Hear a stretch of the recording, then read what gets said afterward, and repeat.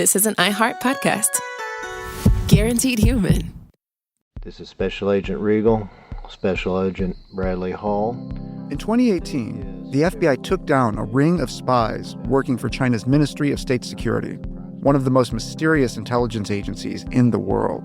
The Sixth Bureau podcast is a story of the inner workings of the MSS and how one man's ambition and mistakes opened its vault of secrets. Listen to The Sixth Bureau on the iHeartRadio app, Apple Podcasts, or wherever you get your podcasts.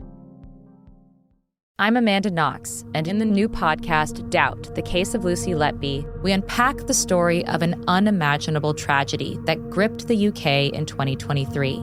But what if we didn't get the whole story? Evidence has been made to fit. The moment you look at the whole picture, the case collapsed. What if the truth was disguised by a story we chose to believe? Oh my God, I think she might be innocent. Listen to Doubt, The Case of Lucy Letby on the iHeartRadio app, Apple Podcasts, or wherever you get your podcasts. Hi, it's Jill Winterstein, host of the Spirit Daughter podcast, where we talk about astrology, natal charts, and how to step into your most vibrant life. And today I'm talking with my dear friend, Krista Williams. It can change you in the best way possible. Dance with the change, dance with the breakdowns. The embodiment of Pisces intuition with Capricorn power moves. So I'm delusionally proud of my chart. Listen to the Spirit Daughter podcast starting on February 24th on the iHeartRadio app, Apple Podcasts, or wherever you listen to your podcasts. I'm Clayton Eckerd. In 2022, I was the lead of ABC's The Bachelor. But here's the thing. Bachelor fans hated him. If I could press a button and rewind it all, I would. That's when his life took a disturbing turn. A one-night stand would end in a courtroom. The media is here. This case has gone viral. The dating contract. Agree to date me, but I'm also suing you. This is unlike anything I've ever seen before. I'm Stephanie Young. Listen to Love Trapped on the iHeartRadio app, Apple Podcasts, or wherever you get your podcasts. Wow. Paul, that is quite a story. And the FBI is still looking for you, huh? Yeah, and it's I'm easy to find. I don't know. Yeah, I mean, you are right there. I'm right here, right now. Oh, good time. Oh, my goodness. I didn't notice you all come in. I was just chatting with my friend Paul F. Tompkins. Paul. We get carried away. The audience is here. What? Oh, hi, guys. Mm-hmm. How are you all doing? I hope 2021's treated you well. This is Behind the Bastards, a podcast about the worst people in all of history. And today, Paul, I thought I might have you on, along with all of our friends here, to talk about let me start with the simple question, Paul. How do you feel about Nazis? Ooh, I gotta say, and I hope this is not uncool, but not a fan. Not a fan of Nazis. Okay. Now, ancillary question, Paul. Do you dislike either chocolate or peanut butter, but like Reese's peanut butter cups? I'm going to say I like them both individually and in the combination. Okay. Yeah. Interesting. Is there anything that in combination you like, but alone you don't like? Yeah, there are certain tastes like orange or tomato. Yeah. I like them in different forms, but I don't like them as their own thing. That's okay. So this is kind of like that. Maybe, because we've got a Nazi, right? Don't like Nazis, but he's also a cult leader and a torturer for the Chilean government and a pedophile. I don't actually think you're going to like all those things in combination. Yeah, now that I read it out. Let me tell you something. If a pedophile was turning a corner and ran into a torturer for the Chilean government and they became the same thing, I wouldn't think it was a great taste that tastes good together. That tasted better together. Yeah. That mashup, if it's the pedophile truck hitting the Chilean torturer truck, hitting the Nazi truck. That's right. That doesn't make a good mix. I would like to see those trucks hit each other, though. I would be fun to see those trucks hit each other. Yeah, I actually think I would enjoy seeing them collide, but not merge their skills. Anyway, this has been a tortured way of introducing the tale of a guy named Paul Schäfer. Have you ever heard of Paul Schäfer? I've heard of Paul Schäfer. Not Letterman. not the Letterman guy. I have to say, the Letterman guy, this might be the most unfortunate person other than Hitler to share a name with. Last name are spelled completely different. It's such an unfortunate thing when that happens. Yeah, it's really not great. Yeah. Speaking as a Robert Evans. But my Robert Evans just made Godfather. That's right. I mean, probably had a couple of people tortured, right? It was Hollywood in like the 70s. Emotionally, for sure. Emotionally, for certain. Yeah. I mean, didn't he work with Kubrick, right? Yeah. So, on January 4th, 1985, an American mathematics professor named Boris Weisfeiler was hiking in the Andean foothills in Chile. Boris was the son of a Jewish scientist who'd been forced to flee Nazi Germany in the 1930s in order to, not get murdered. His sister still lived in the Soviet Union. Boris was an American citizen, though, and that his disappearance that night would mark him out as the only U.S. citizen who was disappeared by the regime of dictator Augusto Pinochet.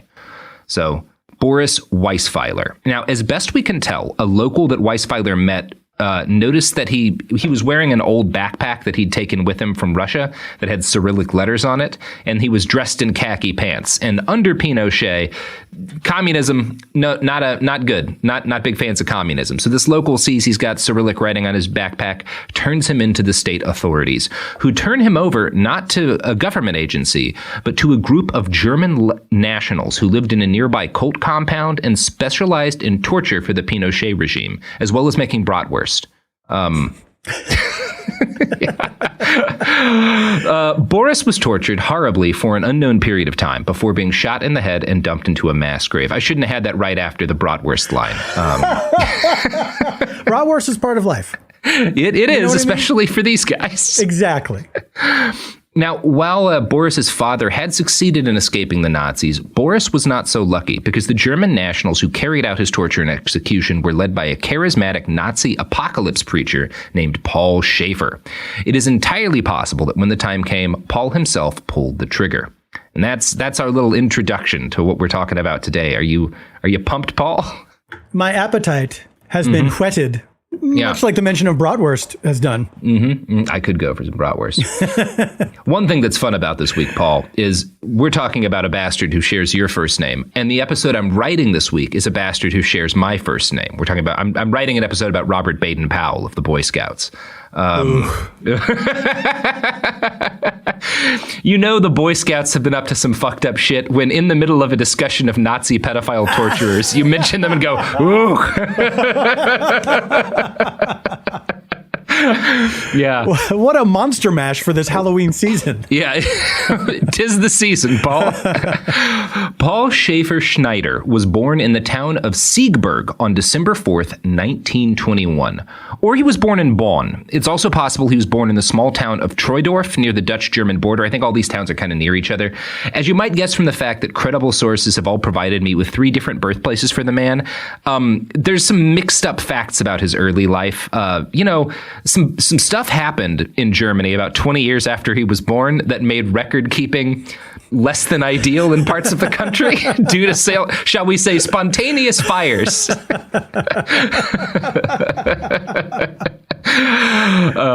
So yeah, he was born somewhere near that Dutch-German border area.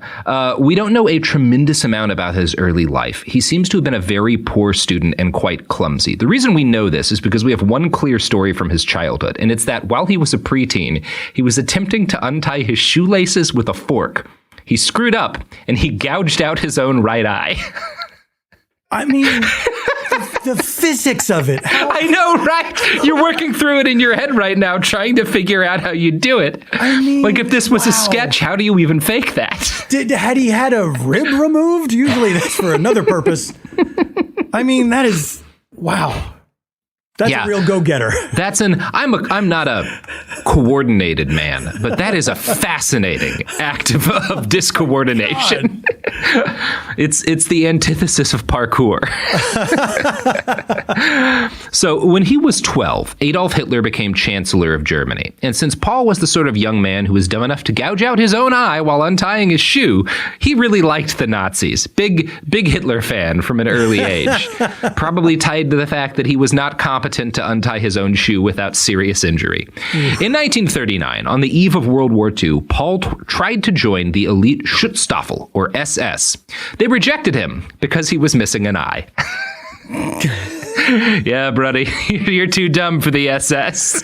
You can't. I mean, look, if you're talking about an elite force of the master race, you can't have a one-eyed guy in there. No, unless he lost it in a cool way. Exactly. Yeah. But somebody's going to ask eventually. Somebody's going to ask, and you're going to say, well, so you know how your shoes get really tight sometimes? And you know forks.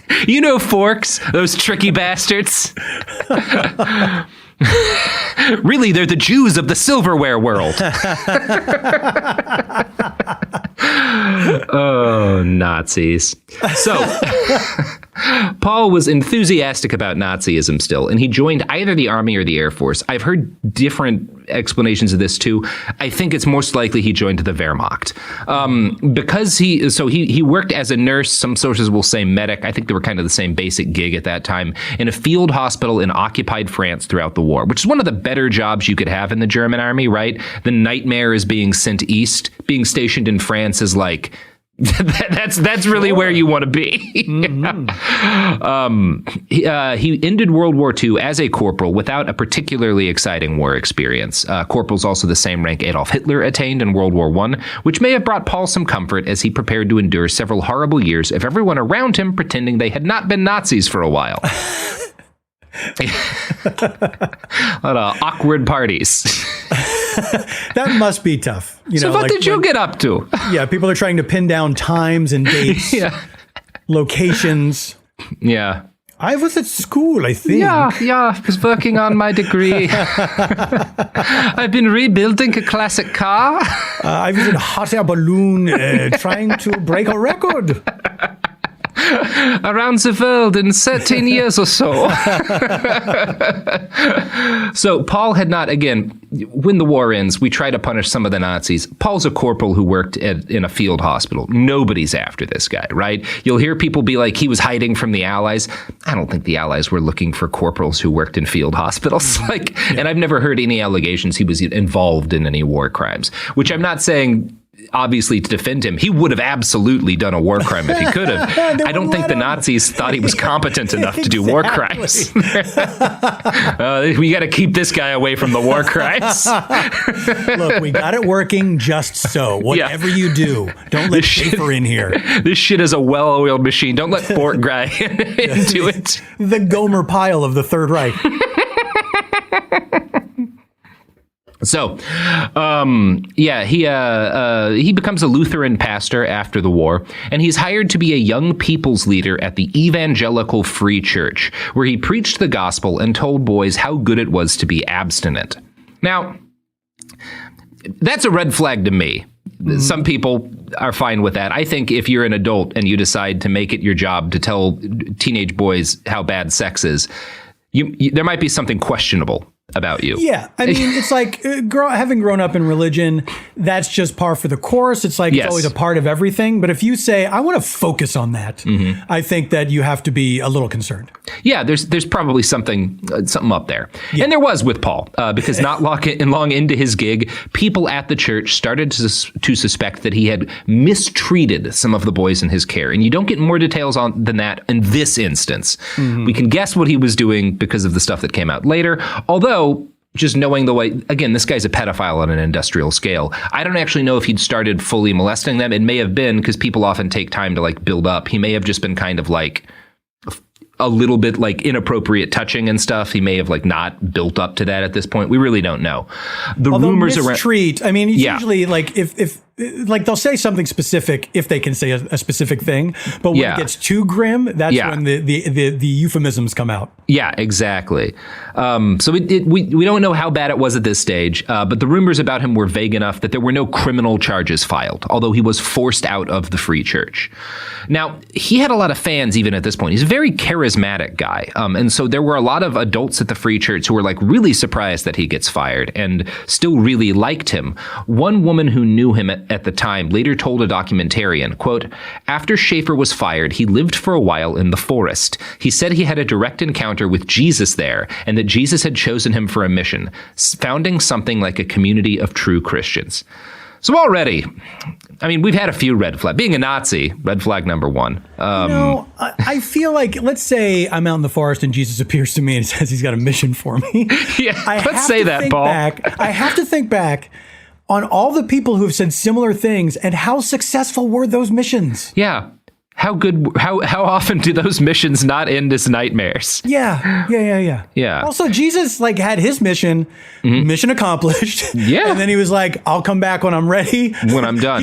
He never said anything about, and here and there, I'm going to give you guys assignments. I mean, to be honest, what I respect about Jesus is the same thing that I respect about the Zemeckis brothers, where you do one great thing and you're like, you know what?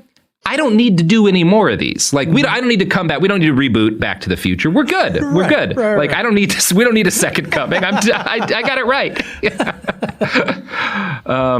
That's why we call Jesus the Marty McFly of religion. Yes. If people were wondering. So he goes into the woods. God tells him to create a community of true Christian believers. And so he becomes a roving Lutheran pastor. And he spends the next several years traveling the countryside, dressed in lederhosen, playing acoustic guitar and singing songs to kids about how awesome abstinence is. Oh, boy. Couple of flags there. I mean, even back then, when a priest brings out the guitar, this is such a drag. Mm-hmm. I don't know. I was a kid. Yeah. I didn't like the guitar mass. I liked the really old stuff. I like the old hymns. The olds. There's gravity to organ. Yeah, absolutely. Yeah. But the guitar mass is like, what do you? I can get this somewhere else. What do I need you here doing this for? Yeah, I don't need that. The only guitar-based religious music I want is that one Peter, Paul, and Mary Christmas concert. Great album. Exactly. Although, speaking of people with troubling histories involving children. I was not aware, but it was either Peter or Paul. Time. I think, Anyway, whatever. Oh, boy. Oh, boy. We're really racking them up today. Yeah. So, I mean, you've got a Nazi who gets kicked out of his first church job for mistreating boys and then decides to form a community of true believers by wandering the woods and playing acoustic guitar for children about how good it is not to have sex. Already... Also wearing tight leather pants the whole time. More red flags than a Communist Party rally at this point. Just a lot of them. That said, this is also the 40s and 50s. People are not as suspicious about such things. I think probably most people don't even really understand that that's possible. That a man could do that to a child, which is why a lot of this is, able to happen. Paul develops a following, and at prayer meetings, he would encourage his listeners to come up and confess their sins. Over years on the road, he honed his craft, and he became an exceptional public speaker. Skill augmented his natural charisma, and as hard as it is to imagine, he must have had natural charisma. There's a good documentary. It's a German-language documentary, but it's on Netflix called Colonia, that's about Paul Schäfer and everything we're talking about today. There's some audio of him from this period. He sounds like Hitler. And I'm not saying that because all German men sound like it. No, I don't speak German. I have listened to a lot of Hitler speeches with the subtitles on. The cadence of his voice is Hitlerian. And other Germans will say he spoke. And I don't even know if it was conscious. This is a kid who grows up during Hitler's rise to power. That may just have been how he internalized, this is how you speak to a crowd, Yes. But he has that kind of speaking skill, and it has an effect on people. He draws together hundreds of very dedicated followers over the course of a couple of years. One follower who first met him at a prayer meeting in 1952 said that he was so charming that charisma radiated out of his body like beams of light. And this is what But it's the same thing with anytime I hear this about somebody who's a leader of some kind of cult, whether it's a religious cult or Hitler or whatever, there's always this thing where people say he just transfixed people. He was just, he couldn't look away. And then you see this person, you're like, this dude, this guy, this motherfucker. Whenever I see, I can understand, I guess on some level that Hitler got people all worked up. He tapped into the defeated aspect of the German people, and it was guess what? You're not defeated. We're the greatest in the world. And I can see how he could cast a spell on someone, but it's the charisma thing that always throws me. They never seem charismatic when I see them. I think part of it is because charisma is so dependent upon the audience, right? There are, it's like with, there's people who absolutely love Beyonce. Obviously, she's huge, a massive, massive, massive star. Millions of people are drawn to her. I don't care one way or the other about her. Like, that's not an insult. I just like whatever charisma she has, it doesn't like do the thing for me. I am magnetically attracted to Pedro Pascal, and I assume there are people in the world who are not, although I can't get inside of that head.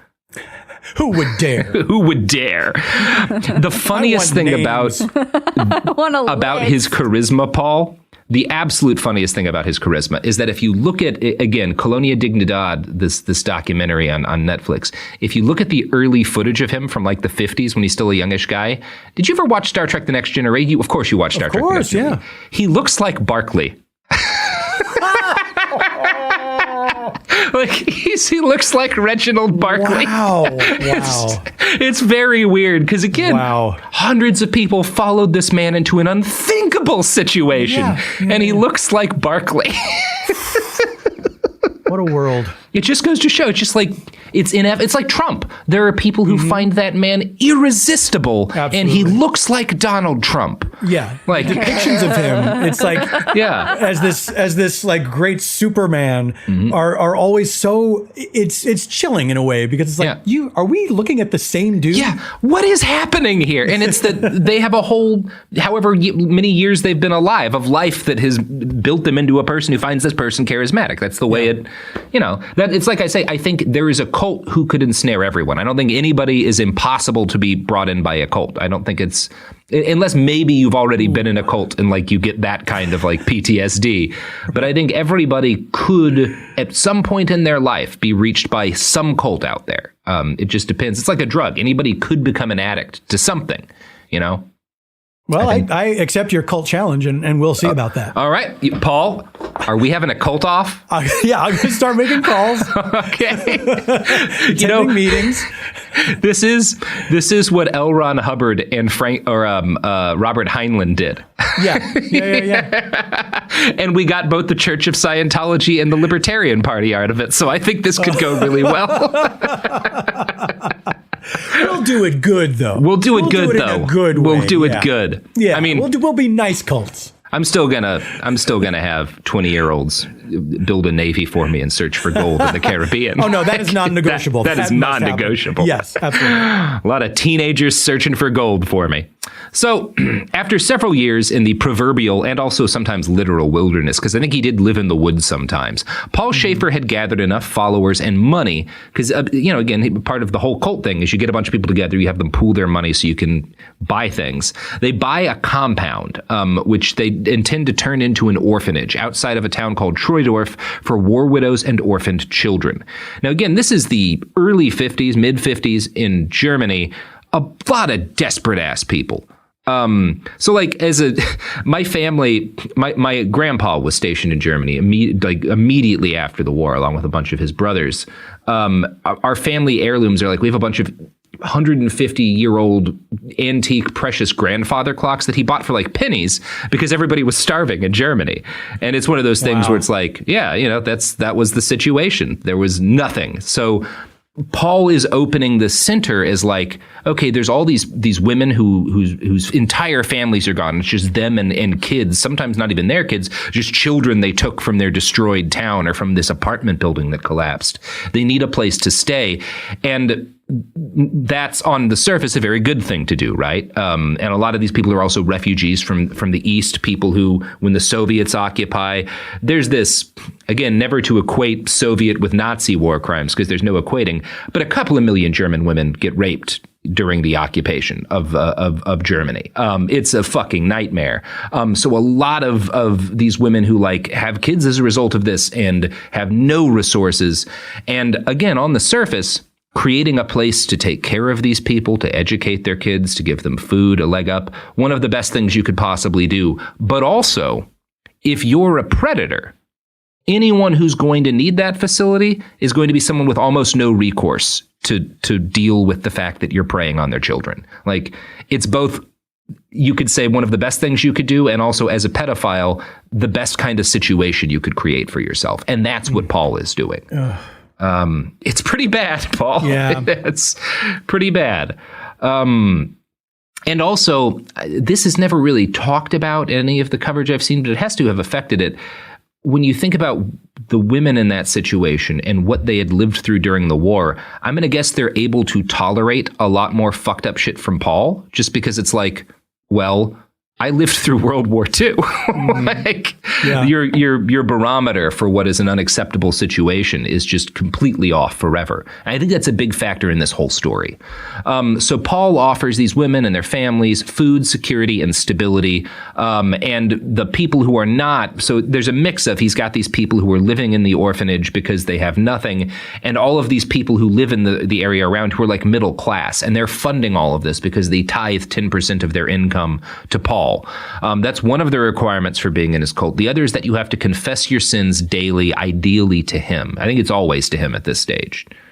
Yeah, they have these big meetings where everybody talks about all the bad stuff they've done, which we talked about Synanon last time, Paul. Yeah. This is happening at the same time, late 50s, early 60s. All of these different cults are doing Scientology happening at the same time. Huge emphasis in science is kind of they don't call it confessing your sins, but that's the idea. Yeah. It's fascinating to me. Nexium, it's the collateral thing. Yeah, I mean, it's like, it makes sense. Like, I get why having a bunch of shit on people that they have admitted to you of their own free will could be very handy later on. There's that. Here's the other thing I find interesting, Paul. All of the cults that do this all start late 50s, early 60s. And all of the people who become cult members are like the children and the people who came out the other side of World War II. For whatever reason, this idea of like the center of our cult is going to be the confessing of sins is huge. Maybe because there's no therapy but a lot of people in need of therapy because I think there's something there. I've never really seen it dealt with enough, but it's such a common through line in all of these cults, like the confession of sins that start up in this period of time. Like the group confession of like things you've done that's bad. I don't know. I think there got to be something there. And Germans in 1959, a lot of sins to confess as a population. Robert, speaking of sins to confess, it's time for an ad break. You know who never confesses their sins, Paul? Advertisers? That is for sure. That's what I was going for. Yeah. Or just capitalism in broad. Actually, capitalism makes it very profitable to confess and discuss the sins of capitalism, which is one of the great geniuses of the system. Anyway, think about that while you listen to the ads.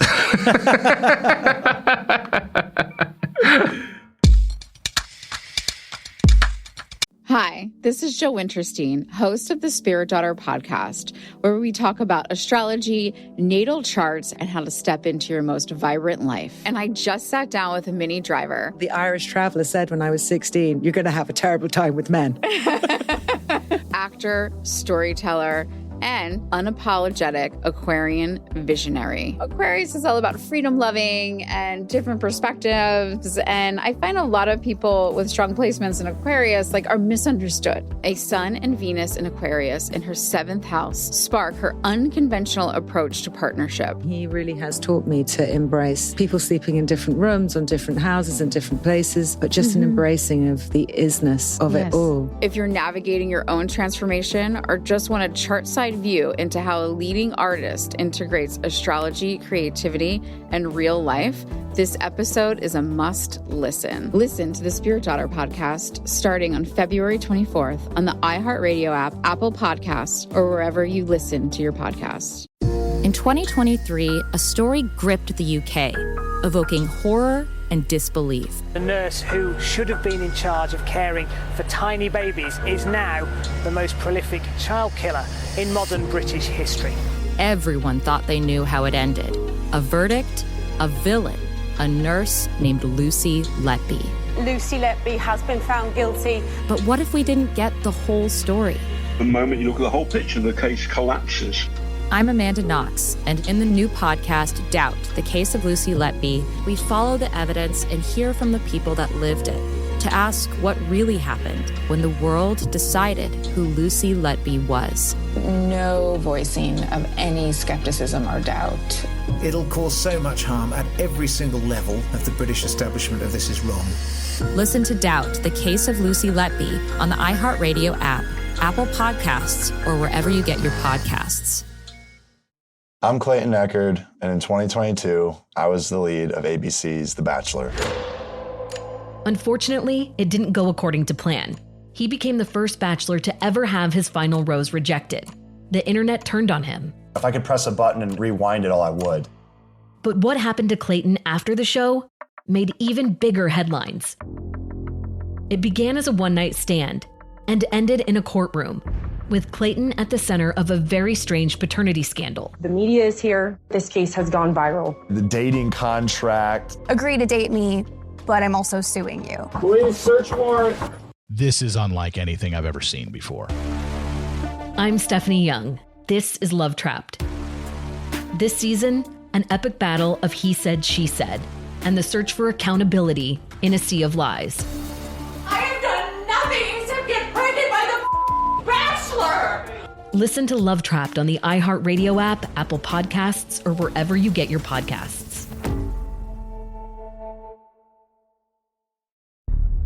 I'm Nancy Glass, host of the Burden of Guilt Season 2 podcast.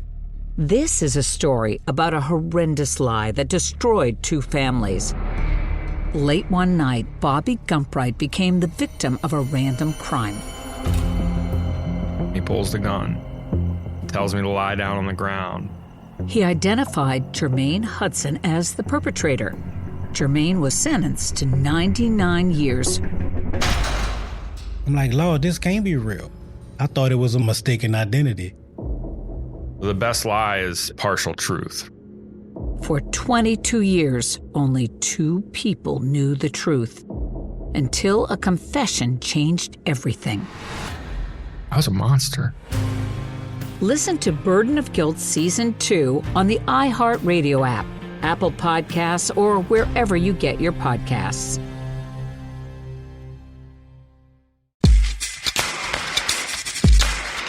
We're back. So, for a while, things are good, at least on the surface. You know, he's taken all these women, these families in. He's got his flock. People are tithing, confessing their sins.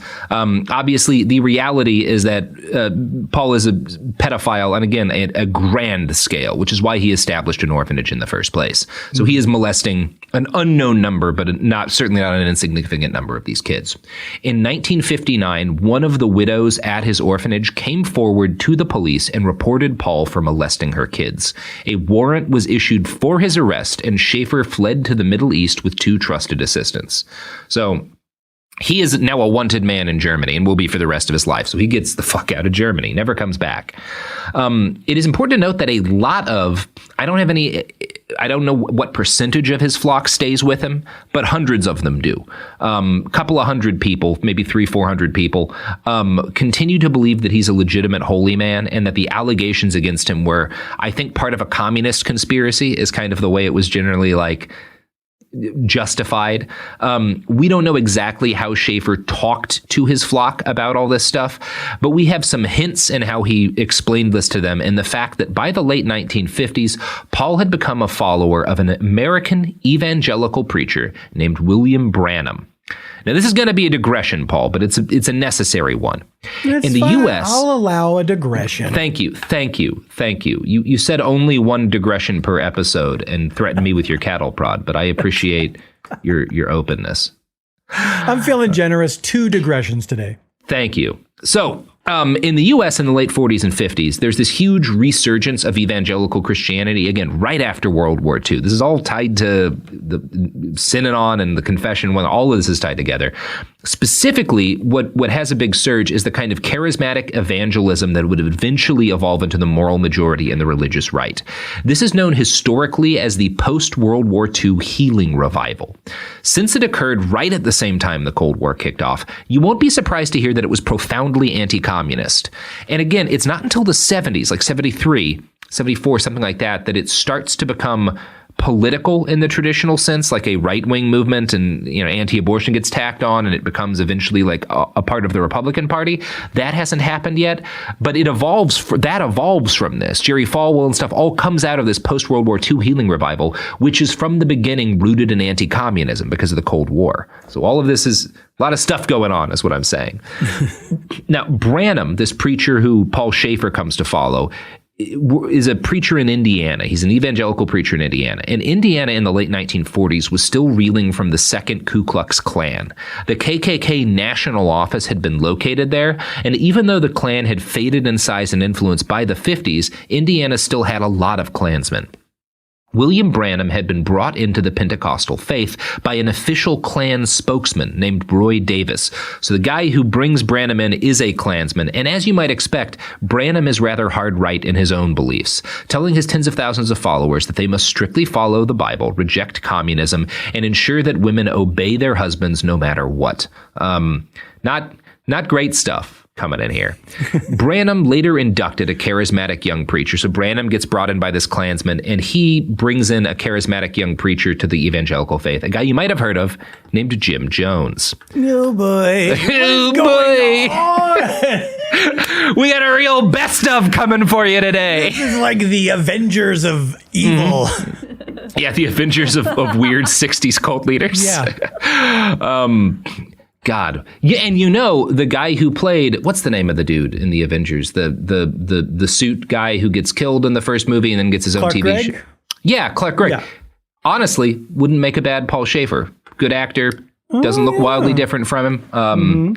If you're doing an Avengers of evangelical cult leaders, which is a terrible idea. I mean, it's a terrible idea to do in life, but for a movie, I mean, I'd go to a matinee. You know what I mean? It would be fun if that movie was just like Paul Schäfer, Jim Jones, and Ant-Man, played by Paul Rudd. Ant-Man, what are you doing here?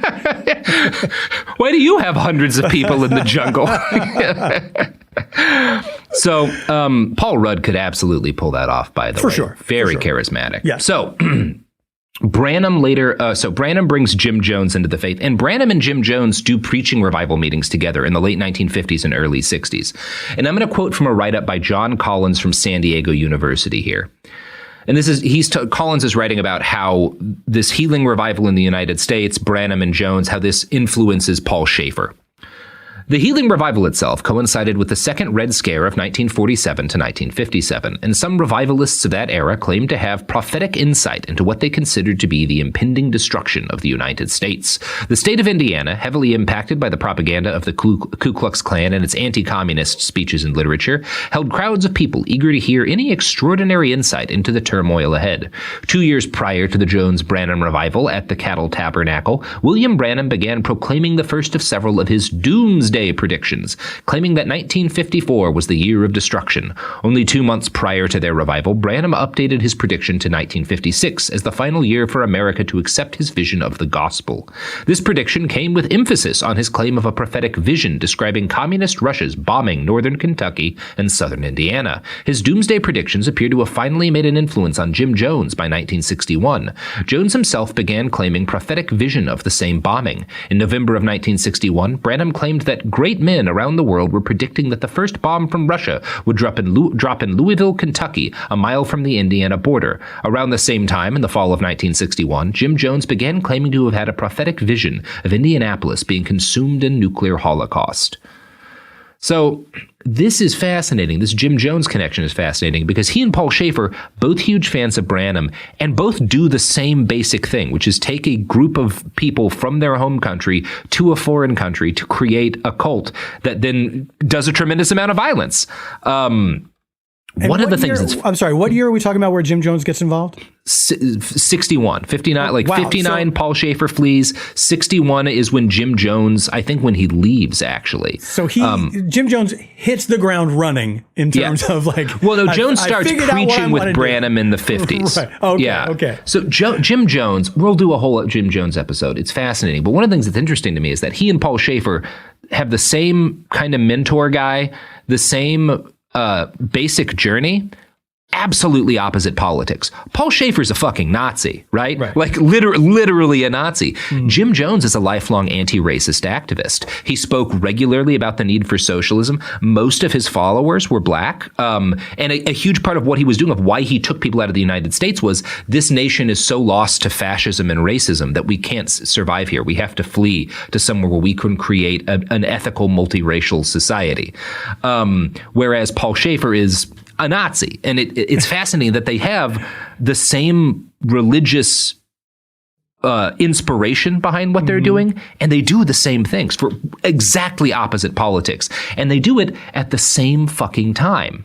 Because 1961 is when both guys leave to start their cults in foreign countries. Yeah, it's amazing. It's almost like the common denominator could be the problem. could be what?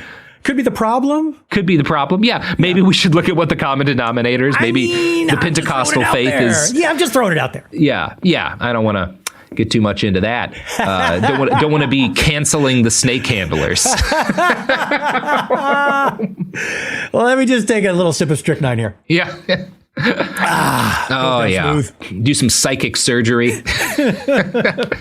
We'll talk more. Again, Jim Jones deserves a couple of episodes on his own. Fascinating story. But so it's hard for me to say whether or not Paul Schäfer was a real believer in Branham's message of a looming apocalypse, or if he was an opportunist who was like, oh, this guy's preaching, because Schäfer's not just preaching that he's the U.S. is going to get nuked. In 1961, actually, the same year that Branham and Jim Jones preached in Indianapolis, later that year, Branham goes to Germany, and he preaches that Germany is going to get nuked too. And Paul Schäfer, as a follower of this guy, goes to his followers and says, hey, Germany's not safe anymore. And it just is coincidental that also he can't be in Germany anymore because he's wanted for the police for molesting kids. So it works out for him. I will give people of that era this. It was very easy to believe that anywhere was going to be nuked. Yeah, that is not unreasonable. Yeah, that checks out to me. It barely didn't happen. Yeah. We were right on the edge for a while there. Thankfully, we solved that problem, and nuclear apocalypse is no longer a looming threat entirely in the hands of a single person at any given point in time. What a relief. What a relief. So in 1961, Paul Schäfer takes the first 10 of his followers overseas to Chile. He had apparently decided that Chile in particular was a good place to move after a chance meeting with the Chilean ambassador when he's in the Middle East. And the ambassador didn't know this guy's an accused pedophile and was like, you're looking for a place to move your flock of religious followers? We got a shitload of Chile. I mean, so much Chile to be handing out. Come and get your Chile. The very best information in English about Schäfer's cult comes from an article in The American Scholar by Bruce Falconer, which is an incredible name for a journalist. He writes, quote, Do you think there's a Falconer named Bruce Journalist? Bruce Journalist? Yeah. No, I'm into falconry. The other guy's the journalist. Quote, a faded black and white photograph shows Schäfer stepping off the plane in Santiago in January 1961 in a long black winter coat and matching fedora, smiling faintly. Within a year, using funds collected from his congregation back in Germany, Schäfer bought an abandoned 4,400-acre ranch several hundred miles south of Santiago, which he and some 10 original settlers from Germany began to rebuild.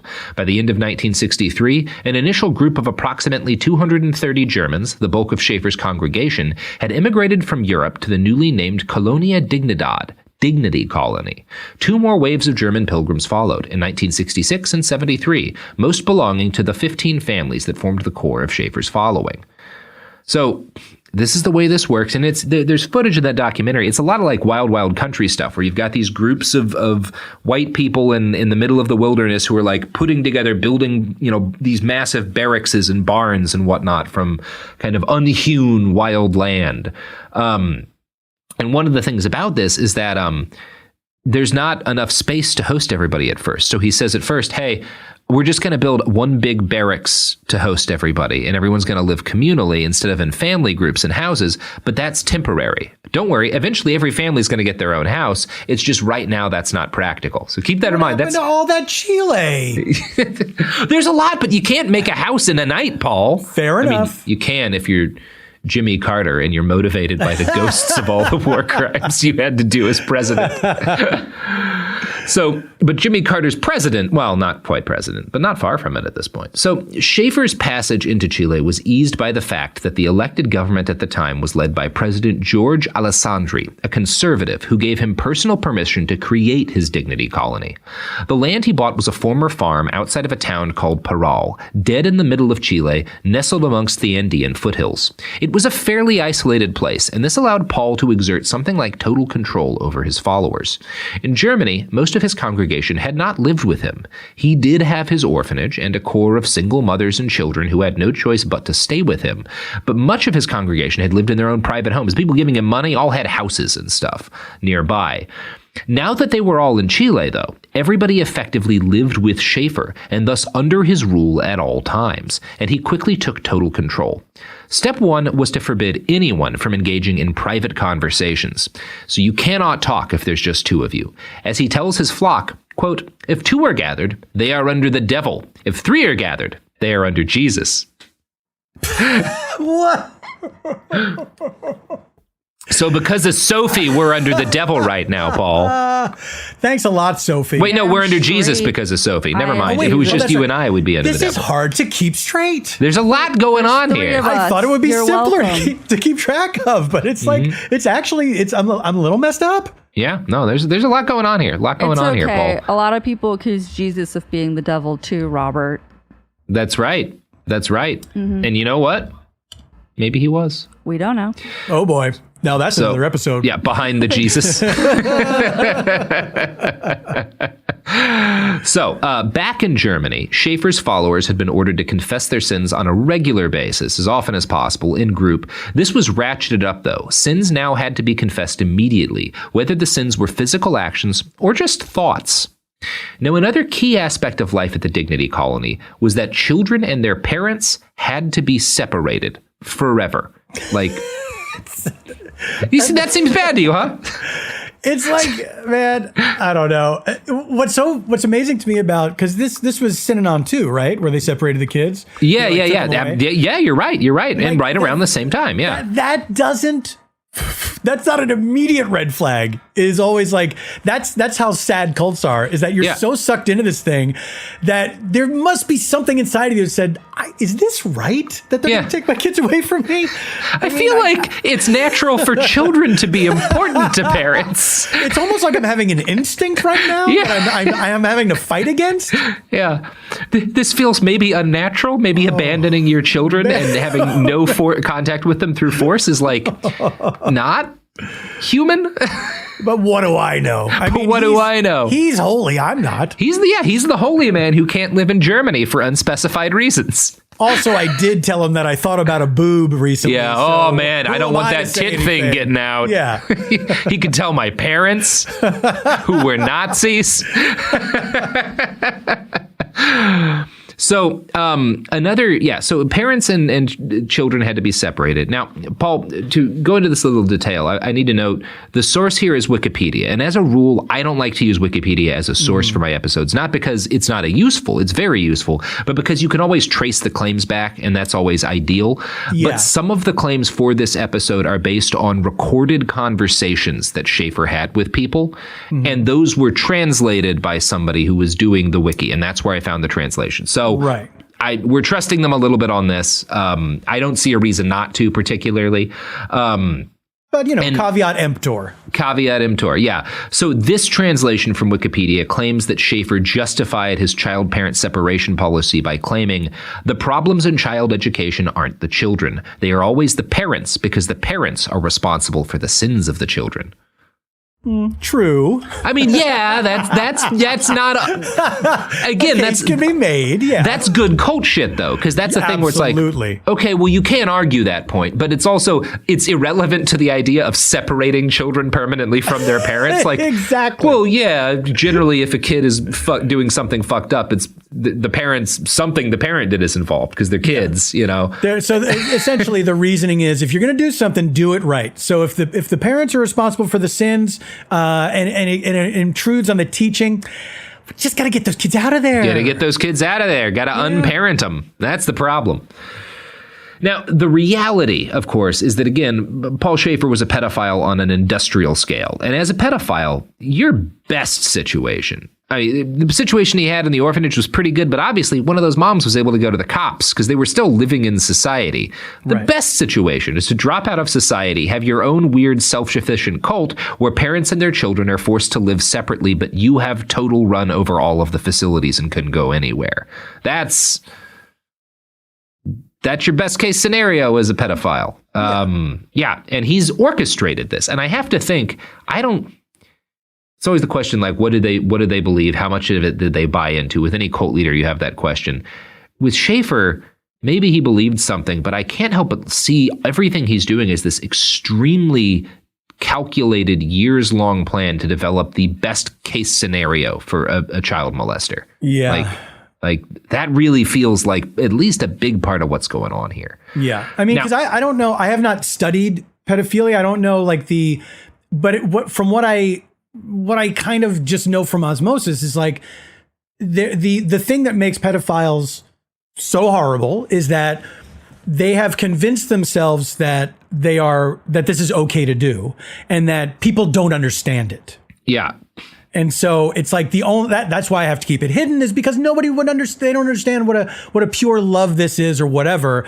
So it makes sense that that you would want to create a world, literally a world where you can just do whatever you want and you don't have to worry about people understanding it or not. Yeah, you make the moral rules here, so you don't have to care about what other people. And you have convinced yourself that you're right. Yeah. Yeah. Yeah. I think that's... You just have to explain it in a way that people will understand because they're not going to understand the purity of what you are doing. Yep. So put it in terms that these sort of like these less evolved people, like I don't know what they... Yeah, I mean, I think that's how Schäfer sees it. Yeah. Because he also sees, we'll talk about this more, but like traditional sex between adults as horrible and to be avoided at all costs. Oh my God. I know. This is, there's a lot going on with Mr. Paul. Yeah. So if you're curious about the experience of little kids taken from a relatively normal home life in Germany to this whole world, I want to read you the story of a kid named Werner Schmidtke. This is from a write-up in Reuters. Quote, he sailed to Chile in 1962 as a 2-year-old, along with his mother and 9 brothers and sisters, one of whom died as a child in Colonia Dignidad. His parents were convinced to sell the family home and follow Schäfer to South America by his powerful preaching and promise of a more godly life. Schmidtke's father stayed in Germany to look after the sect's business interests and joined them in Chile 8 years later. On board the ship, the children were separated from their mother, whom Schmidtke remembers as a good-hearted woman, and then were kept apart like the other families in the enclave. In their new home, Schmidtke lived in the timber Kinderhaus, or children's house, where Schäfer had his private apartment. It was there that he first encountered the charismatic leader. 1 or 2 boys would be taken to his room every day, and one day I was called, Schmidtke told Reuters. He sat me down on his bed and started to stroke me and ask me questions, to talk the way a father talks to his child, and I had no parents anymore. I have never forgotten my first dealings with Schäfer, he said. I was about 7 or 8. That is when the abuse and rape started. Oof. So there's a lot going on here. One of the things he's doing is in order to make these kids, I think, more compliant, you take away their parents and then you're like, I'm the father figure for all of the kids here. And not only does that mean the parents aren't around to complain, but like kids need parents, you know? Yeah. And they don't, their understanding of the moral universe is heavily influenced by parents. And so if this guy who's the only father figure they're allowed is saying, this is just what you do. Yeah. It's just what you do. You're 8, you know? Yeah. It's pretty fucked up. I mean, yeah, it's like, real bad. I don't know. It's already monstrous enough. And then when you get into what feels like the deviousness of it all, it's heartbreaking that somebody can be this evil. Yeah, it is evil on like an almost incomprehensible scale because he spent like a decade orchestrating this. Yeah, like the work that was put into it. Yeah, it's honestly is so far a pretty unique story that I've come across. Like this is a thank God. Like yeah. Jesus. But you know what's not a unique story, Paul? Oh wow, there it is. Advertisements? The story of the success of all of our fantastic advertisers. That's not unique at all because there's so many wonderful products and services that support this podcast. Oh, that's true. Mm-hmm. In 2023, a story gripped the UK, evoking horror and disbelief. The nurse who should have been in charge of caring for tiny babies is now the most prolific child killer in modern British history. Everyone thought they knew how it ended. A verdict, a villain, a nurse named Lucy Letby. Lucy Letby has been found guilty. But what if we didn't get the whole story? The moment you look at the whole picture, the case collapses. I'm Amanda Knox, and in the new podcast, Doubt, the Case of Lucy Letby, we follow the evidence and hear from the people that lived it to ask what really happened when the world decided who Lucy Letby was. No voicing of any skepticism or doubt. It'll cause so much harm at every single level of the British establishment of this is wrong. Listen to Doubt, the Case of Lucy Letby on the iHeartRadio app, Apple Podcasts, or wherever you get your podcasts. Hi, this is Joe Winterstein, host of the Spirit Daughter podcast, where we talk about astrology, natal charts, and how to step into your most vibrant life. And I just sat down with a Minnie Driver. The Irish traveller said when I was 16, you're going to have a terrible time with men.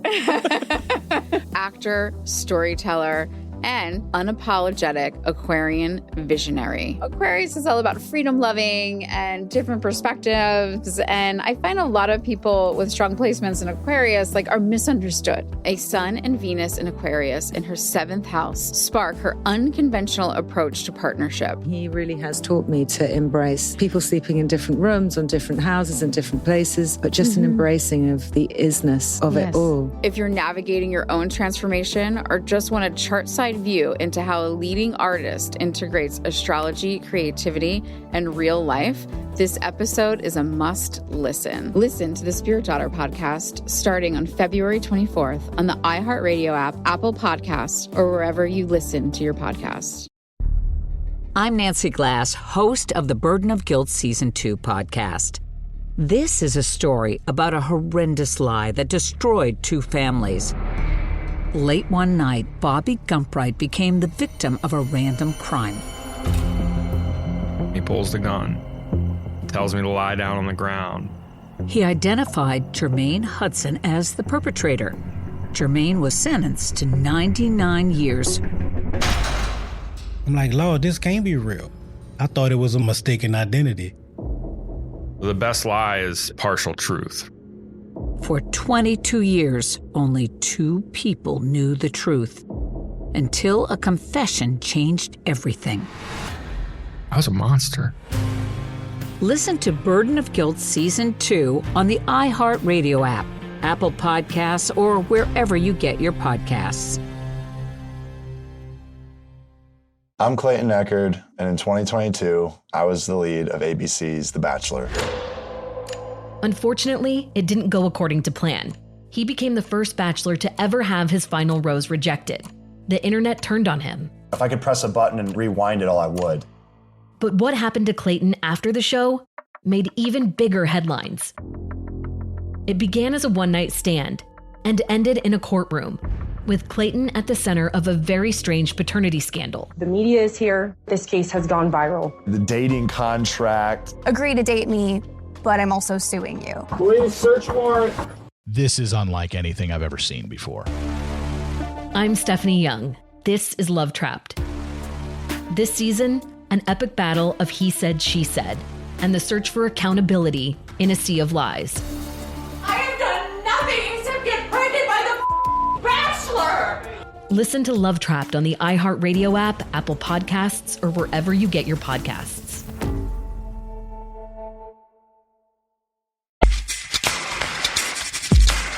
So we're back, and we're talking about the fact that there's elements of this in a number of cults, taking kids away from parents. Even like L. Ron Hubbard did this to some of his followers and stuff. And it wasn't like I've never come across any evidence that he was a child molester. It's also just like as a cult leader, the concept of a family is one of your chief enemies, right? Absolutely, yeah. But yeah.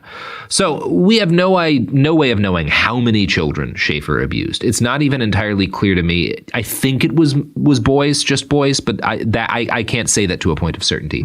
All of the direct claims I've heard from victims were male. But again, I'm sort of locked out from a lot of the survivor accounts of this guy because I don't read German, and a decent number of those accounts are in German language print books that have not been digitized in any way or translated. One thing that's clear is that Paul Schäfer absolutely hated the concept of people having sex in a way that did not involve him molesting children. There's a story that's told in that Netflix documentary of two of his victims, two people who were in the cult, one of whom as a young boy was one of his victims, and they're married now. And they talk about there was one time early on in the cult's history where they did a big dance with all the men and women.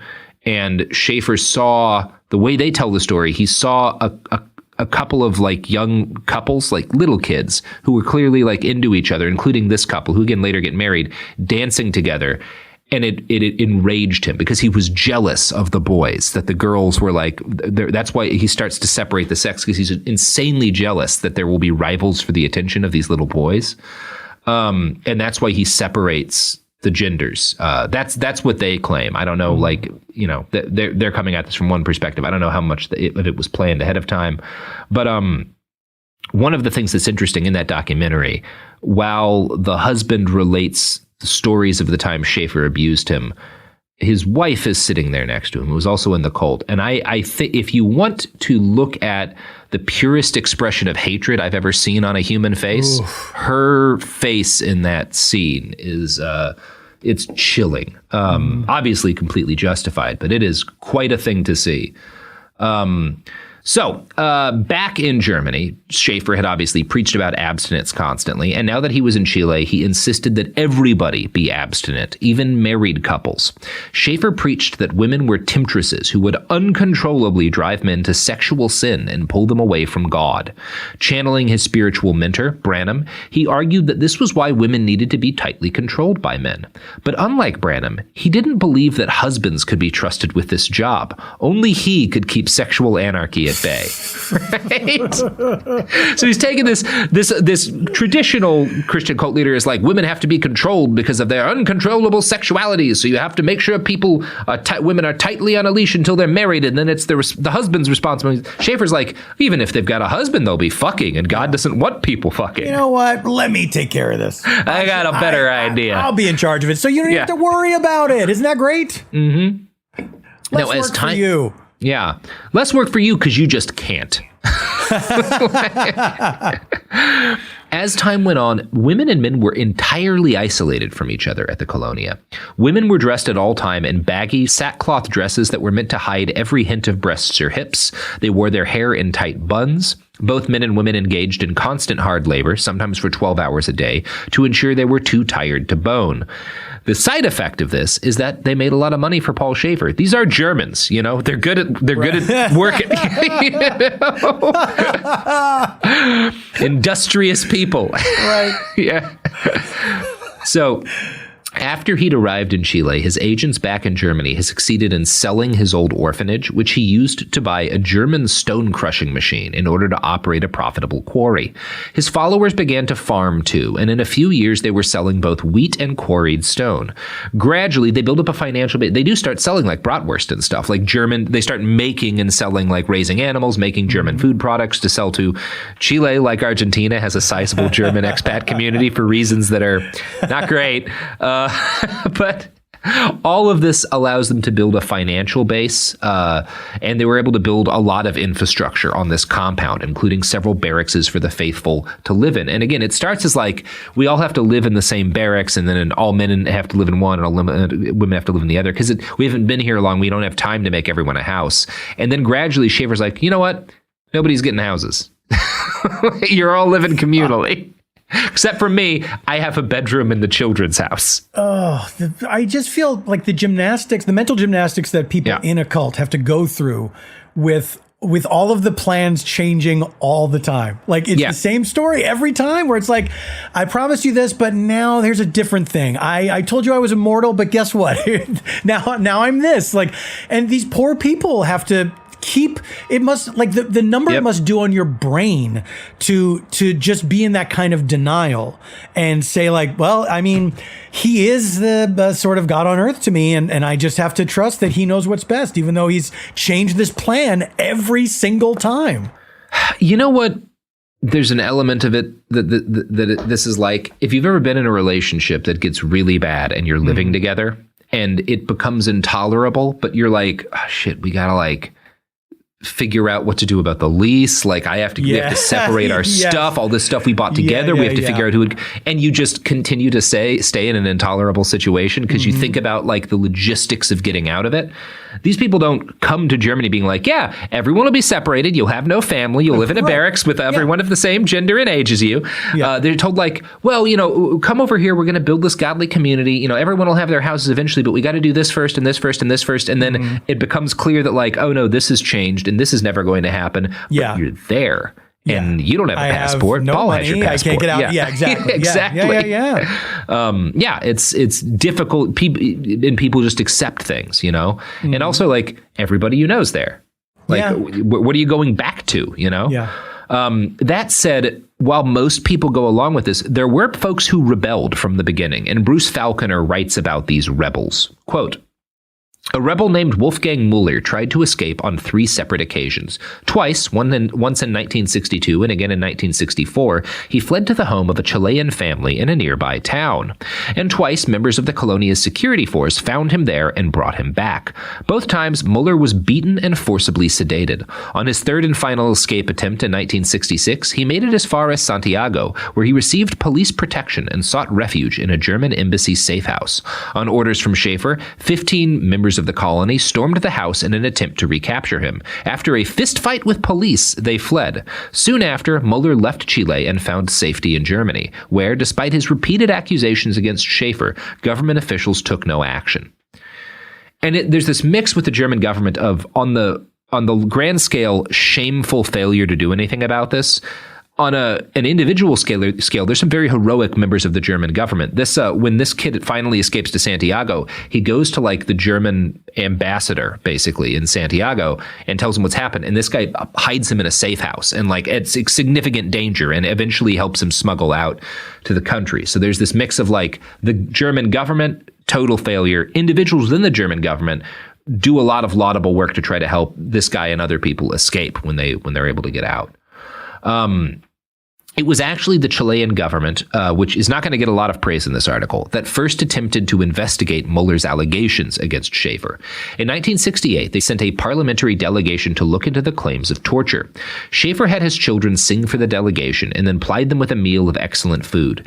They determined that no abuse had occurred and that Müller was lying. And there was like a period where they had like a warrant out to try to question him and stuff. There were like Schäfer organized protests. They never actually got him. And it's like, he has friends in the government, like right-wing friends in the government, because he's got a lot of money and stuff to throw around. And so does the Nazi community in Chile, which is a part of this. We'll talk about that more later. So the first attempt to shed light on the crimes of Paul Schäfer and the Colonia Dignidad failed, not for lack of trying. Müller still lived in Germany as of 2008, and now he operates a nonprofit that works to fight the abuse of children by religious sects. So he seems to have gotten out of that as well as you possibly could. Mm-hmm.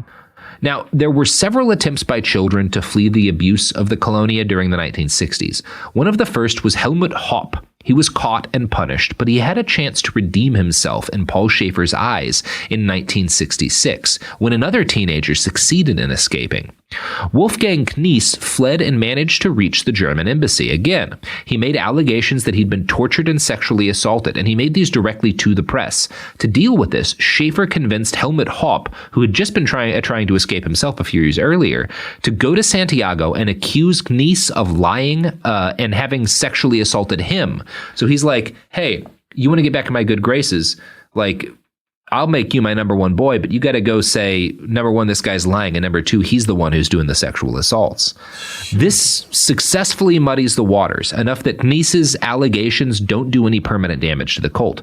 Knies is allowed to return to Germany, thankfully, and Schäfer rewards Hopp for his service by allowing him to leave the Colonia temporarily and go to medical school. So this is like, you play a ball with Schäfer, you get you get special privileges other people don't get. And he needs Hop to be a doctor, right? Because he has a scheme that heavily involves having a doctor. Mm-hmm. So over the mid-1960s, Schäfer had been funneling the money made by his flock's labor into the construction of a 65-bed hospital. It was reportedly state-of-the-art, and by the time Hop came back from medical school, a newly minted doctor, it was ready to go. Paul Schäfer was not a dumb man, and he understood that bringing a bunch of Germans into the middle of Chile and then doing weird cult shit was something that could go really bad, especially if the right-wing president who liked him got replaced. The Colonia Dignidad Hospital, though, once they get this running, they start providing free health care to local Chileans who have no closer options for medical care of this quality. The hospital had sterile operating rooms, a high-quality maternity ward where for generations most of the local women in the area give birth to their children. About 26,000 people relied on this hospital, which is subsidized by government funds. So now the government has a vested interest in this continuing to function. It's smart. Wow. Mm-hmm. The deviousness is like, it's off the charts. This guy, my God, like, I don't know. I guess it's like for me, if I try to do something like this, there's so many things I would not have thought about. The hospital, none of this. I wouldn't be nearly this good at a Chilean cult. Yeah. I mean, it's something else. It's amazing how smart he is for a man who once gouged his own eye out trying to untie a shoe. But you know what? Here's the thing. You must learn from mistakes. That's right. That's right. It's like, okay, this didn't go the way it should have. What could I have done differently? Mm-hmm. And then apply that lesson as you go along in life. Mm-hmm. Gouge my own eye out once. Shame on you. Yeah, so the Colonia Dignidad Hospital also pays for a network of buses that drive to and from isolated villages in the area, collect locals who need to see a doctor on a regular basis. The Colonia also supplies local women with 4.5 pounds of powdered milk a month for the first 6 months of their child's life. So this becomes very quickly an integral part of the healthcare infrastructure of this area. This is particularly a big deal because Chile spends a lot of the 60s and 70s in a state of political and economic turmoil, which we'll talk about a bit more later. The thrust of the matter is that few of the powers that be in the area, and even the regular people who live nearby, had any interest in looking critically at what was going on in the Colonia because it's a lifeline to the people there. But while the hospital undoubtedly saved a lot of lives, it was, by all accounts, a quality hospital. Although, quality is let me explain to you what this hospital's doing. It's doing a lot of births. It's doing a lot of surgeries. A lot of people's lives are saved by this hospital. That is not all that it's doing. It is an integral part of Paul Schäfer's architecture of torture. See, as the Colonia aged, Paul developed tactics for more clearly delineating and punishing the rebels in his midst. He forced the men to wear men who had basically committed crimes against the colony to wear red shirts and white pants. He forced the women to wear potato sacks over their dresses, and he ordered the other followers to treat them with hatred. One rebel was a young Chilean boy, and in order to deal with the fact that in the late 60s, he starts taking local Chilean boys in, and this is to deal with the fact that he's not letting his followers breed. Obviously, this guy's a pedophile. Right. He's not letting his followers breed, so there's at some point not going to be any more young boys for him to molest. Right. So they start adopting local kids to provide him with a steady stream of victims. This boy, Franz Bahr, was adopted by the German cult when he was 10. Now, he did not like being forced to live in a weird Nazi sex cult, and by the time he was a teenager, Paul had singled him out as a rebel. I'm going to quote from Bruce Falconer's article in The American Scholar here. Quote, "As Bahr now remembers it, a group of men approached him one day while he was working in the carpentry shop and accused him of stealing the keys to one of the dormitories. When Bahr denied it, he was beaten unconscious with electric cables, his skull broken, and loaded into an ambulance. He awoke sometime later in the hospital, where he would remain as a prisoner for the next 31 years. Bahr was kept in an upstairs section of the hospital, never seen by the local Chileans who sought treatment there. As he later described to me, his days began with a series of intravenous injections, after which the nurses brought him bread and a plate with 12 to 15 different pills. Once satisfied that he was properly medicated, nurses delivered his clothes and shoes, hidden from him to reduce the likelihood of escape. After he dressed, a security detail escorted him to his job at the carpentry shop. Bahr worked on heavy machines in a cramped space. The injections and pills slowed his movements and made him clumsy. Today, scar tissue on his forearms maps the places where the electric saws bit into his flesh. Bahr was forced to work late into the night, sometimes until 3 a.m. He was not permitted to eat with the rest of the community. Instead, his his meals were delivered to him at the carpentry shop, where he devoured them in isolation. A still worse punishment awaited in rooms 9 and 14 of the hospital, where Barr and other members unfortunate enough to draw the full measure of Schäfer's fury were subjected to shock treatments. A female physician worked the machines, her manner detached and clinical. Patients were strapped down and fitted with crowns attached by wires to a voltage machine. Barr told me how the doctor seemed to enjoy watching him suffer. She kept asking me questions, he said. I heard what she was saying and wanted to respond, but I couldn't. She was playing with the machine and asking, "What do you feel? Are you feeling something?" She wanted to know what was happening to me as she adjusted the voltage. I mean, the female physician, was this an actual doctor that is agreed to, I'll torture these guys for you? I think these are people, special preferred people who he lets get medical degrees and whatnot because he needs doctors and because he needs people to do this torturing, to help him with it. Damn. He's also doing a lot of the torturing. A lot of sources will note that when they were tortured, Schäfer was there. So he's often there, particularly when children are tortured. And he really likes to be the one who does the torturing of the children. There were not always reasons given for punishment. Now, Barr's case was one of the more elaborate ones, but it was not uncommon for kids to get punished without being told why and just beaten with rods for 30 minutes at a time. It seems likely that this was just a kink of Schäfer's. This is something that gave him sexual pleasure, and that's why he was doing it. It's messed up, Paul. Yeah. Now, one of the people who helped him with the torturing and punishment was a guy named Heinrich Himpel. Now, Himpel survived Paul Schäfer. He still lived, or at least when he did this interview, he still lived in the Colonia because it's still around today. It exists after Schäfer. No. Yeah. What? Wait till you hear what they're doing with it now, Paul. You know what? I'll tell you, Robert. I did not see that one coming. Yeah. A lot of surprises in this one. Wow. So this guy, Heinrich Himpel, who's one of the, I don't think he's doing the hardcore torture, but he's one of the guys who's like beating kids with a stick when they're punished and whatnot. And I think probably adults too. He gives an interview with Bruce Falconer of the American Scholar. And Falconer writes, quote, Himpel confides that during World War II, as the Soviets were pushing through Eastern Europe, his family had been forced out of East Prussia and thrown into a Soviet labor camp in Poland. They spent 5 years there under terrible conditions. His brother and sister froze to death in the snow. He describes the high fences that had surrounded the camp in Poland and draws them in my notebook with coils of razor wire at their base. He tells me that after his release, he had gone to Germany and joined Schäfer's congregation. I ask him why he had moved to Chile. He thinks for a minute, smiles, and says, I came here to do 5 years of charity work, but then I forgot how to leave.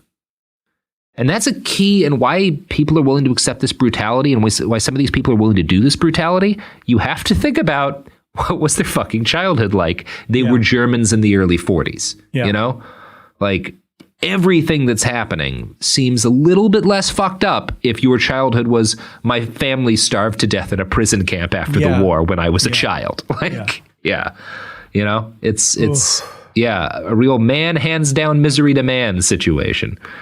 Now, depending on how you measure such things, the rebels, the people like Barr who were punished, were in some ways the lucky ones, because on the other end of things were the young boys who Schäfer considered his golden boys, the ideal representatives of proper behavior. He called these his sprinters, and this is because of the job that he gave them. If he wanted to speak to a follower who was laboring in a distant end of the Colonia, he would send a sprinter to run off and go get them. L. Ron Hubbard actually did a very similar thing. He had this network of little kids who would be his voice to his followers. In time, these sprinters... Is like Sherlock Holmes. Yeah. Or Fagin, like having your little army of kids. Yeah. Now, with this exception that this is the problem here, he's molesting all of them. I mean, yes. Yeah, which Holmes rarely did. Only when he was under the influence of the solution. Yeah. So in time, like these kids are doing, they're not just like running and getting people. They're doing stuff like he gets so lazy that they're like holding a phone up to his ear and shit. Like real decadent cult leader shit. Sprinters were rewarded with better treatment, with respect, and with an ability to whisper into the prophet's ear about those on the Colonia they disliked. But this came at a terrible cost because, of course, Schäfer was molesting all of them. He kept them around him at all times. They followed him when he took his daily tour of the grounds, wearing a uniform he had picked out out for them. Loose athletic shorts with an elastic waistband. Obviously, this is their uniform for reasons that should be unfortunately obvious. Yeah. You know? For his very best sprinters, there was a special reward. His room included a child-sized bed set up right next to his own bed. Sometimes more than one sprinter would sleep there. Sometimes he would drug them with sedatives, wash them with a sponge, and sexually assault them. So, woo. It's not getting better. It's not getting better, yeah. I don't know what I expected, but... It's a bleak one, Paul. Yeah, it's a bleak one. It's one of the rougher ones we've had to talk about. Left-wing candidate Salvador Allende was elected to be the, president of Chile in 1970, and he brought with him promises of socialism and a number of different reforms. This terrified Paul Schäfer, who considered Allende to be nothing more than the physical reincarnation of Joseph Stalin mixed with, one presumes, the literal Christian devil. He started marshaling his followers to prepare for an apocalyptic assault. They smuggled weapons in from Germany. Since the Colonia was a charitable organization, its shipments were not stopped by customs. In this way, they smuggled in dozens of submachine guns, which they used as models so they could turn their machine shop to the task of reproducing dozens of nearly identical assault rifles. Over the years of Allende's short time in power, they acquired thousands of grenades, mortars, and even a handful of surface-to-air missile launchers. So now they have an army. Fantastic. Great. That's what this pedophile cult really needed to get cooking. Should have seen it coming. Surface-to-air missile launchers. When I heard about the hospital, I should have said, what's keeping that army? Yeah, what's keeping So, given what comes later, it's very likely that Colonia Dignidad was not just able to acquire this arsenal because the authorities didn't check the shipping of a charitable organization. The police and military hated Allende because he was left-wing, and likely had an arrangement with Schäfer. He may have been giving guns to right-wing militant groups. We don't entirely know. In the early 1970s, though, Schäfer starts planning a coup against Allende. He brings in another Nazi to help him with the planning, and it's unclear to me if this coup attempt fed into the coup against Allende or was just a separate plan for a coup attempt. But as we've talked about a couple of times on the show, the CIA comes in, they give a right-wing general backing, and Augusto Pinochet, that right-wing general, on September 11th, 1973, takes power by extreme violence. Allende dies of a self-inflicted gunshot wound. And for a week or so, the scattered forces of the left fought in the street, but in very short order, the country was under the military's control. Pinochet immediately declared a state of emergency. He suspended the Constitution, he disbanded Congress, he banned political parties, and he censored the press. Socialism was annihilated in Chile, which Paul Schäfer hailed as a victory against international communism. In the months that followed, Pinochet ordered at least 45,000 people arrested and taken to detention centers to be interrogated and often tortured. More than 1,500 people were killed this way in the first year of his reign. To facilitate all this, the general ordered the creation of the National Intelligence Directorate, or DINA, to act as a secret police force dedicated to maintaining his grip on power.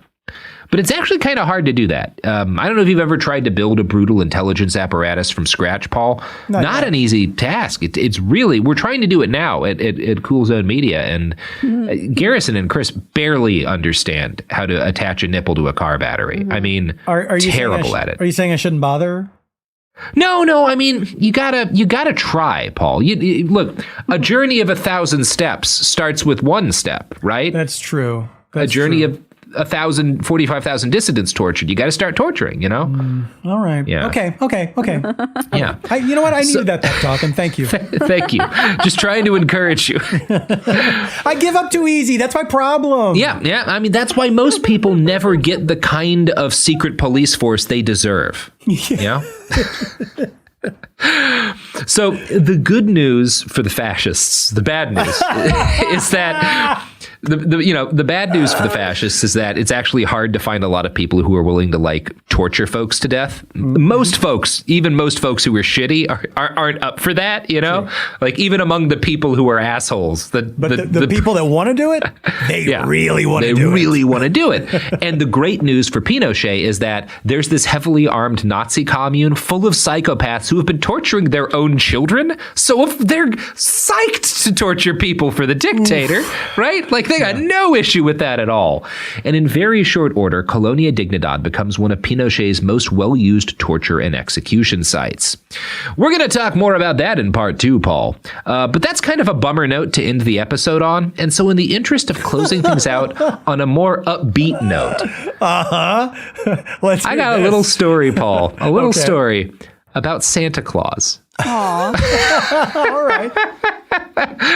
This comes from that article in the American Scholar. And boy, howdy, Paul. I'm excited to read this one to you. Okay. Now, this is we're ending on an up note? I would call it a high note. Okay. All right. Because it's one of the craziest things I've heard about in my entire fucking life. All right. Okay.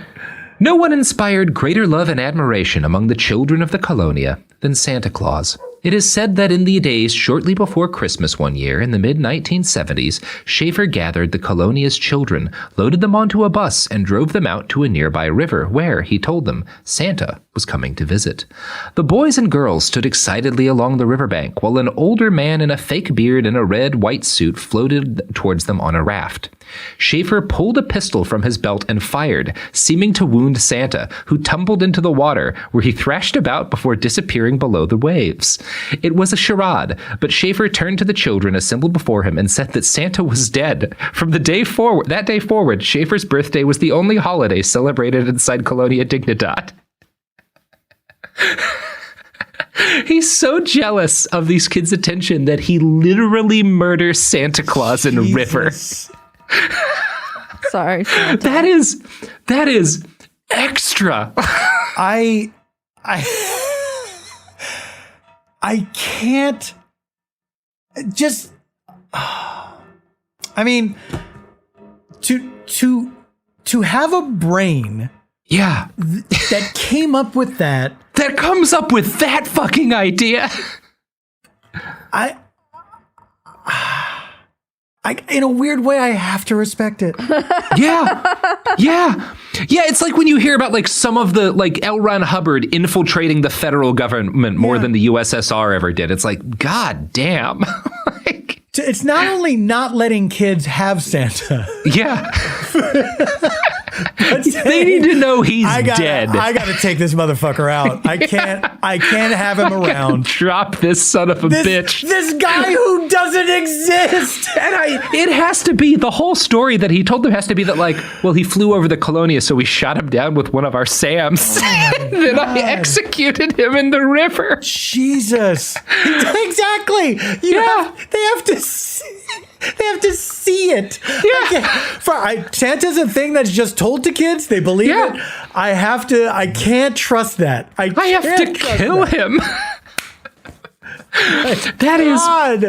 We are at Behind the Bastards, kind of connoisseurs of like the extremes of the human condition.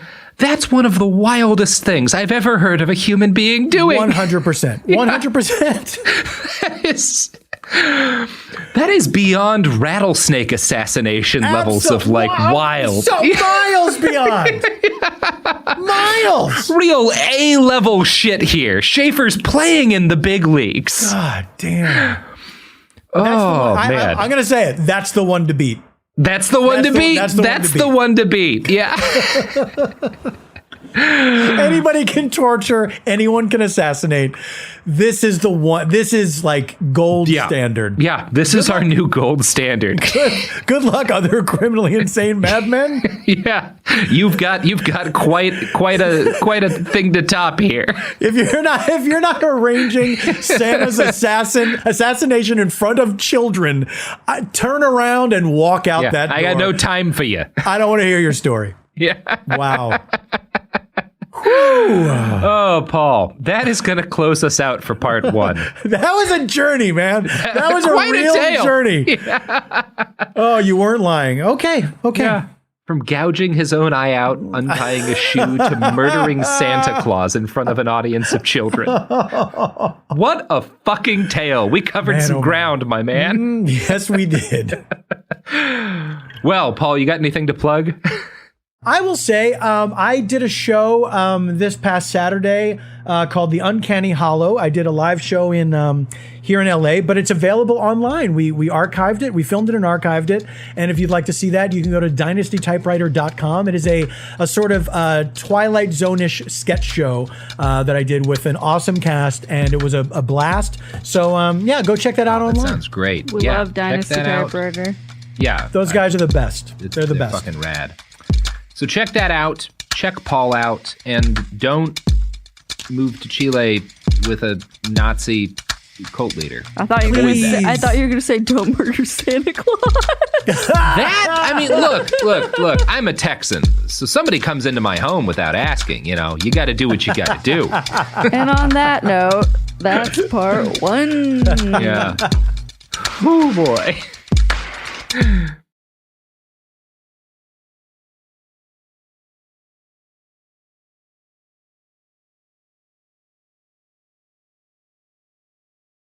Hi, it's Jill Winterstein, host of the Spirit Daughter podcast, where we talk about astrology, natal charts, and how to step into your most vibrant life. And today I'm talking with my dear friend, Krista Williams. It can change you in the best way possible. Dance with the change, dance with the breakdowns. The embodiment of Pisces intuition with Capricorn power moves. So I'm like delusionally proud of my chart. Listen to the Spirit Daughter podcast starting on February 24th on the iHeartRadio app, Apple Podcasts, or wherever you listen to your podcasts.